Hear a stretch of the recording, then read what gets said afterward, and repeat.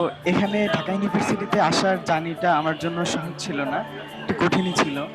Because আমি যখন ইন্টারমিডিয়েটে ছিলাম আমার মনে হতো যে আমি ঢাকা ইউনিভার্সিটিতে চান্স পাবো না বা এরকম হীনমন্যতা কাজ করতো। বিকজ সেরকম কোনো রিনাউন্ড কোনো কলেজ ব্যাকগ্রাউন্ড থেকে আমি আসিনি, সো মাদ্রাসা ব্যাকগ্রাউন্ড থেকে আমি এসেছি। সো পরবর্তীতে মনে হলো যে ভাইদের ক্লাসগুলো করলাম, অনেক ভাল লাগলো এবং আমার মনে হতো যে ভাইয়েরা এত সুন্দর করে এত সংক্ষিপ্তভাবে এত সুন্দর করে ক্লাস করতে পারে।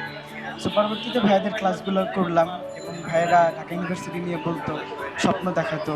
স্বপ্ন দেখে শুরু করলাম যে ইনশাআল্লাহ আমি একদিন ঢাকা ইউনিভার্সিটিতে চান্স পাবো। সো ভাইদের ভাইয়ের প্রতি অসংখ্য কৃতজ্ঞ এবং ধন্যবাদ। তুমি যেহেতু মাদ্রাসা ব্যাকগ্রাউন্ডের, তো তুমি মাদ্রাসা ব্যাকগ্রাউন্ড থেকে যে ঢাকা ইউনিভার্সিটি চান্স পাওয়া যায় এটাও বলবা, এবং এটাও বলবা সাথে যে ঢাকা ইউনিভার্সিটিতে শুধু মাদ্রাসা ব্যাকগ্রাউন্ডের ছেলেরা আরবি বা ফার্সি হতে পারে না, আইন বা ইংরেজির মতো টপ ক্লাস সাবজেক্টও পড়তে পারে, এতে কোনো বাধা হয় কিনা? As a Madrasa background student আমার কাছে মনে হয় এটা কোনো বাধাই না, কারণ মাদ্রাসা থেকে প্রত্যেক বছর স্টুডেন্টরা অনেক ভালো করে, এখান থেকে আইনে পড়ে, পলিটিক্যাল সায়েন্স বা অনেক রিনাউন্ড ডিপার্টমেন্টে পড়ে। সো আমিও as a Madrasa background student আমি বেছে নিয়েছি ইসলামিক স্টাডিজ। সো আমি ইসলামিক স্টাডিজেই পড়াশোনা করতেছি। বাট তুমি যদি আইনে পড়তে চাইতা কোনো বাধা ছিল? মাদ্রাসা ব্যাকগ্রাউন্ডে ছিল বলে কোনো বাধা ছিল না ভাই, বিকজ এটা হচ্ছে যার যার প্রস্তুতির উপর ডিপেন্ড করে, যে যেমন নিজেদেরকে গোছাতে পারে সেই চান্স পায় আসলে।